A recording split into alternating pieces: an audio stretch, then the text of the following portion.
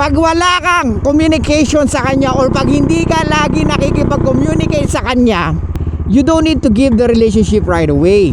Sa'yo bro, ang daming lalaki na nangangarap na magkaroon ng ganyang relasyon, yung walang label. Hey, what's up guys? It's your boy Suplano Moto. Okay, for today's vlog, let's talk about ang nag-DM sa atin. Guys, hindi ko alam kung ano talagang gusto niyo sa buhay, no? Relationship ba o gusto niyo bumembang lang ng bumembang? So, ang problema ni Guy is meron siya nililigawan. So, nagagawa na daw nila lahat. Nakakatawa na yung iba gusto maraming options, gusto maraming binebems. Eto si Guy, gusto relasyon. So dito makita na mas emotional ang lalaki sa early stage ng panliligaw. Naliligaw daw kasi siya, pero hindi siya sinasagot ng babae. Pero nagagawa naman daw nila na yung mga dapat gawin ng magjowa. Gusto naman daw niya si girl. So one time daw, meron silang pinag-awayan, tapos hindi sila nagkasundo. So since then, nawalan ng gana si girl. Hanggang sa umabot sa maging magkaibigan na lang daw sila. Tumigil na siya sa panliligaw at yun nga, wala nang label. Pero ito si Guy, ini-insist na gusto niya relasyon. What the fuck are you talking about? Tapos worth it pa daw ba? Brad, you are clouded by your emotions. Hindi mo alam ang sinasabi mo. Gusto mo siyang karelasyon? Yes, tama yung sinasabi ng Australian National University. Tayo mabilis may love. Within 29 days or 30 days, may in love na tayo sa babae. Pero ang babae, at least more than 2 months. Pero like I said, depende sa attraction ng babae. Sa'yo bro, ang daming lalaki na nangangarap na magkaroon ng ganyang relasyon, yung walang label. Tapos, bems lang ng bems. Ikaw, baliktad. Gusto mo relasyon. Eto brad makinig ka mabuti. Kung bakit ayaw ka nung babae ka relasyon, look at you now. Hindi mo nakikita yung logic niya. Siya yung mas logical sa'yo, honestly. Hindi nga siya ganun pa ka-emotionally attracted sa'yo. Yes, she is sexually attracted sa'yo. Okay? So ito yung sinasabi ko sa inyo guys when it comes to dating, di ba? Pag nakikipag-date ka, dapat make sure na may emotional connection. And make sure dapat merong sexual possibilities. Kasi pag let's say for example, emotional connection lang ang meron, walang sexual possibilities, ang mangyayari, every time magkasama kayo or magde-date kayo or mag-uusap kayo, it's like an interview. Kasi walang sexual walang sexual possibility Eto si Guy, may sexual possibility and it's already happening, but the problem is hindi makita ng babae yung emotional connection sa kanya. Eto yung sinasabi ko sa inyo guys na women will break rules for the man that they like. Okay? May mga ganyang babae, nakikita ka niya na okay kang kabembangan kasi mataas yung sexual attraction niya sa'yo But when it comes to emotions, hindi ganun kataas. Nagigets mo na ako? Kaya ayaw muna ni girl makipagrelasyon sa'yo. Or maybe ayaw niya talaga. Ang gusto niya lang sexual access. Nakaramihan gusto ng lalaki. So para ang nangyayari niyan, merong reverse gender role. Ikaw yung nagiging arte-arting babae at si girl ang nag-aarte-arting lalaki. What? Gusto niya nga walang label, pero makukuha mo yung access. Hindi mo ba nagigets si girl? Pero kasi bro, hindi ko rin alam kung gaano na kayo katagal. Right, nagigets mo yung pinopoint ko rito? Women are more attracted sa mga lalaki na may kakompetensya siyang ibang babae. What? So sa'yo, nakikita niya, you are giving the relationship right away na hindi man lang niya na-earn. Kaya hindi siya na-challenge sa'yo when it comes to relationship. So ngayon, gusto niya lang bembangin ka. Dahil siguro na-enjoy niya yun. Dahil syempre, you are overflowing of your feelings. Kaya todo siguro ang bembang mo sa kanya. Kaya talagang performer ka. Pero, yun nga, hindi siya ganun ka-attracted sa'yo emotionally. So anong gagawin natin?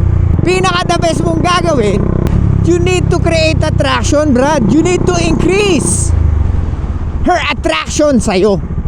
So ano gagawin natin? You need to agree sa gusto niya. This is the best thing na masasabi ko na pumayag ka. Eto yung, di ba guys, ayokong pumapayag kayo na piniprame kayo ng mga babae, di ba? Dito ngayon pumayag ka. Why? Eto makinig ka mabuti. pumayag kang i-frame niya sa gusto niya na walang walang relationship. It's fine, bro. Don't use your emotions, alright? Use your rational thinking. Okay, since sabihin mo sa kanya, or kahit sa sarili mo lang, okay, never mind. I will continue seeing her, pero just continue talking with other women. You need to increase the attraction. That's the only way you can increase attraction. Or yung hindi ka ganong mag-message sa kanya. Yung malaman niya or ma-feel niya, oh my God, is he detaching? Pag naramdaman ng babae na hindi ka na nagpaparamdam at medyo lumalayo-layo ka na, dyan na magkakaroon ng mixed emotions. Oh my God, I thought he likes me.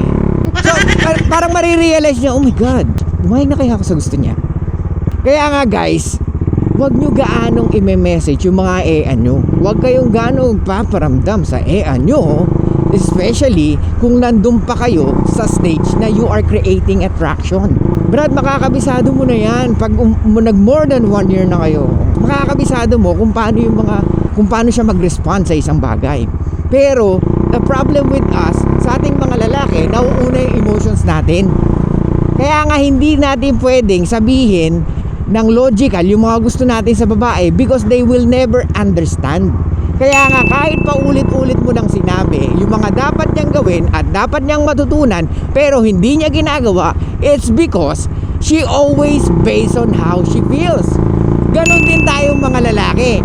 Pag inuuna mo ang nararamdaman mo, bulag ka sa mga dapat mong gawin, sa mga dapat mong unahin.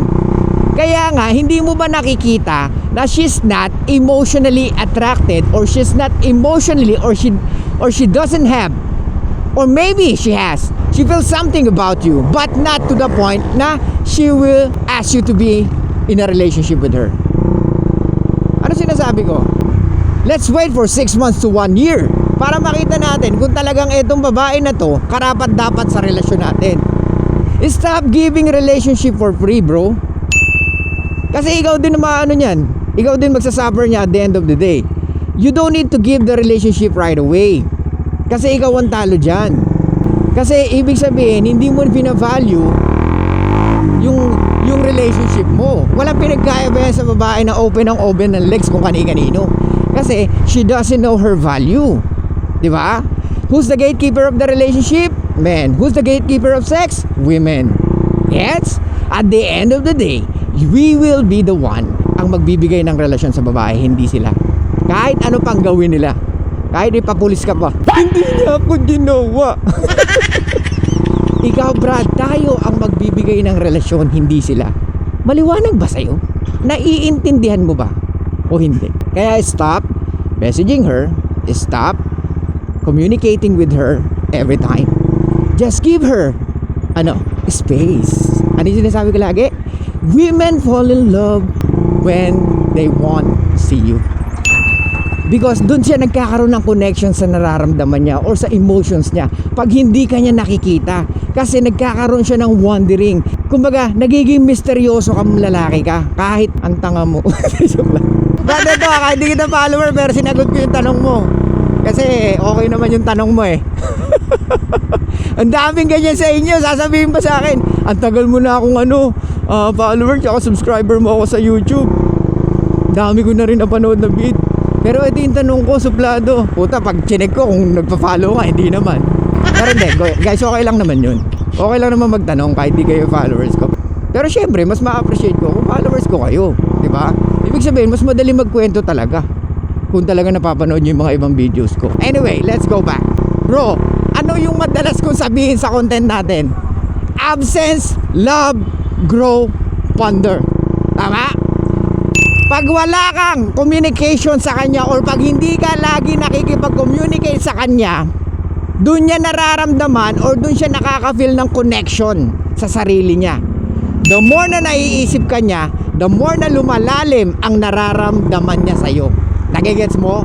Kung akala mo pag lagi kayong magkasama, mas napifeel niya yung emotions. No, it's not.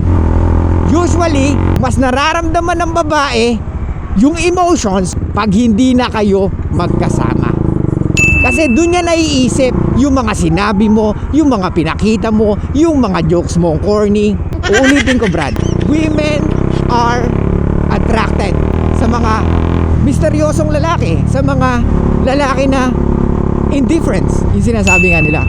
Yung, alam mo yun, yung hindi kagaya ng karamihang lalaki. Yung mga lalaki na hindi nagko-conform sa society. O dapat ganito, ito kasi napanood ko. Hindi ganon, Brad. Hindi attractive sa mga kababaihan yung mga ganong behavior. Bro, alam mo ang inaalala ko dyan? Pag pinagpatuloy mo yung pangungulit mo sa kanya ng relasyon, mananawa yan. Nakikita mo ba na parang siya yung umaastang masculine at ikaw yung nagiging feminine? Di ba? Siya yung nagsasabi sa'yo na let's be friends. Na dapat ikaw yun eh. Di ba? Kumbaga, sa lalaki, pag sinabi ng babae, so ano tayo? What do you mean by ano tayo? Doon mo sasabihin sa kanya na let's wait for few more months. We need to, kailangan natin makilala isa't isa bago tayo mag-jump sa isang relationship. Kasi mahirap mag-jump kagad sa isang relationship kung hindi pa natin kilala ang isa't isa. Let's enjoy muna, di ba? And I know na tayong dalawa yung magbe-benefits. Kasi at least makikilala mo ako and makikilala kita. Wala pa nga tayong pinagtatalunan ng malala, di ba? O, doon natin makikita yun. O, di ba? Pag gano'n ang sinasabi mo sa babae, nararamdaman niya na, oh, he's looking for long-term relationship. Di ba?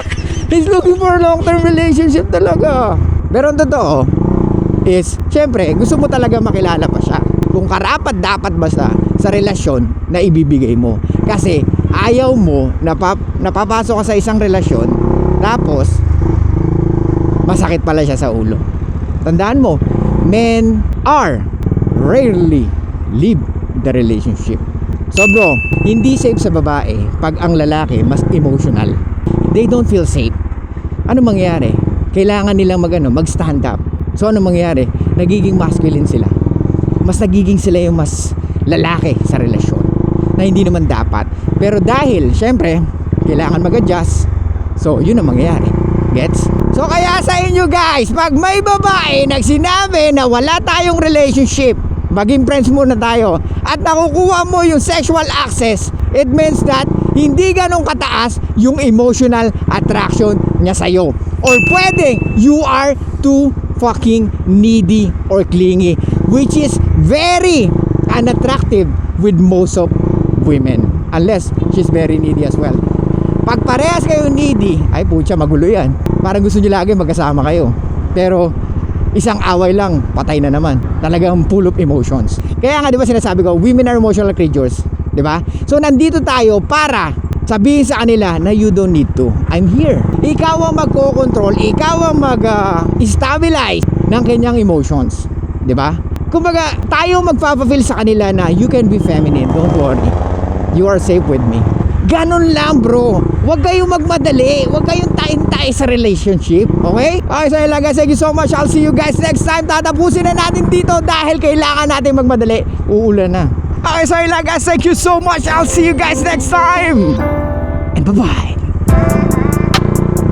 Show love and peace out.